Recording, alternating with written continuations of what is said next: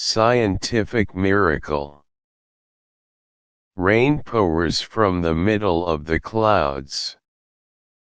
The rain that comes out of the womb of clouds is created when clouds accumulate, and are higher than air.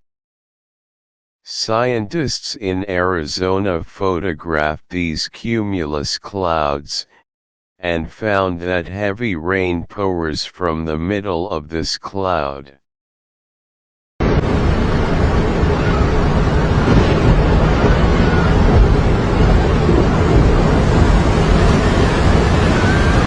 What has been mentioned is consistent with the Holy Quran.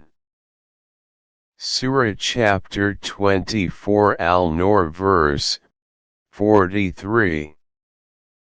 Do you not see how Allah propels the clouds, then He joins them together, then He piles them into a heap, and you see raindrops pouring from its midst?